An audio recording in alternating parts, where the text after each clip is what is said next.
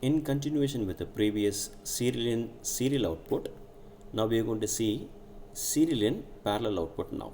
Okay, so I'm just going to change the title as serial in parallel output.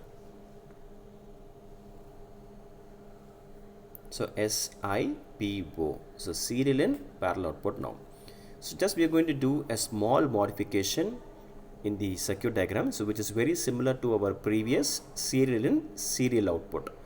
So in the previously we had like every output is connected as an input to the next flip-flop, and we are seeing the output in the last flip-flop now. Whereas now in this cases we are going to see the output in every flip-flop, whereas it is going to work as the concept of serial in serial output only, but we could able to see the output in every output of the D flip-flop.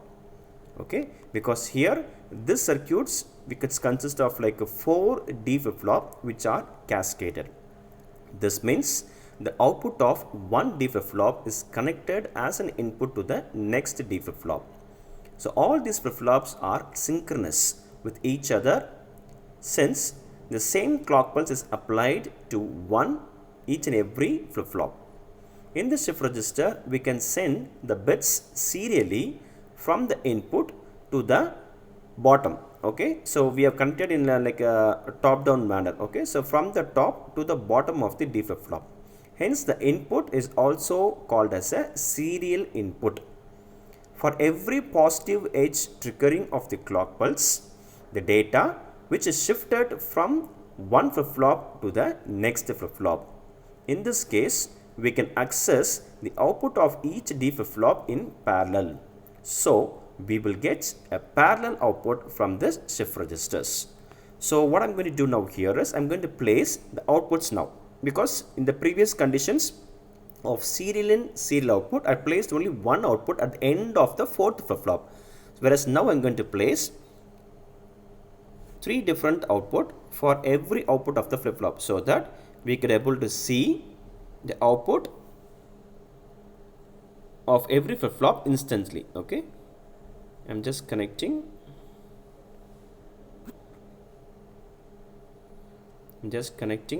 the output of every D flip-flop to the output bulb. Okay, so I'll just rename so that you can understand very clearly. So this is my data 1, and this is my data 2.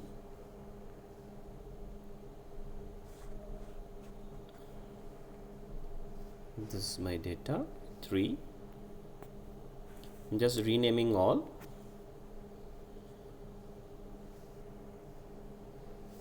And last is nothing but the data 4.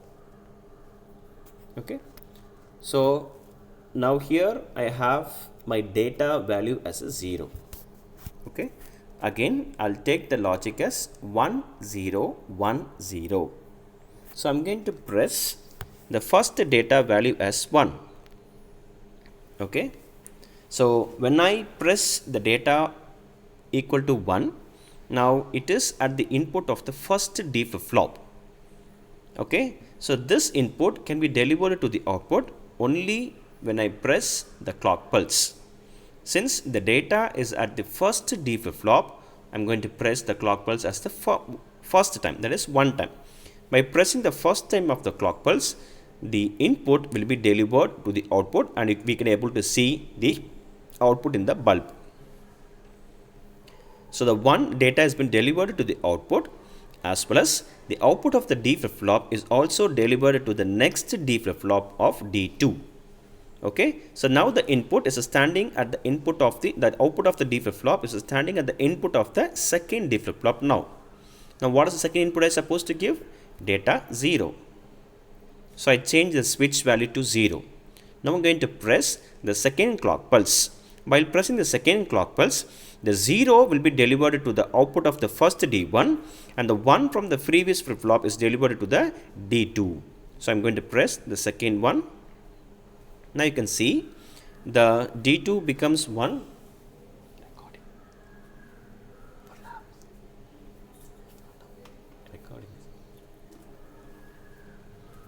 So now the data 1 is been delivered to the D2 and we have the second value as 0.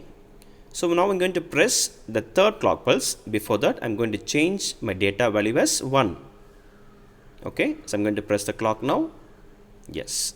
So now you can see 1, 0, 1. You can see the data values are moving from the top to the bottom. Now I'm going to make the fourth bit value as 0. I'm going to press the clock. Now you can see the outputs. In the fourth D flip-flop I have 1. In the third D flip-flop I have 0. In the second D flip-flop I have 1. And in the first D flip I have 0. So this is what I have the data now. So 1, 0, 1, 0 now. Now my first bit reached to the last D flip-flop. That is the fourth D flip-flop. It has been reached now. Now the value of 0 also is supposed to reach my D flip-flop. So until then I have supposed to transfer the data. So for every bit it need of 4 clock pulses to deliver to the last D flip-flop. So I'm going to press the clock so that the data 0 will be keep on moving down.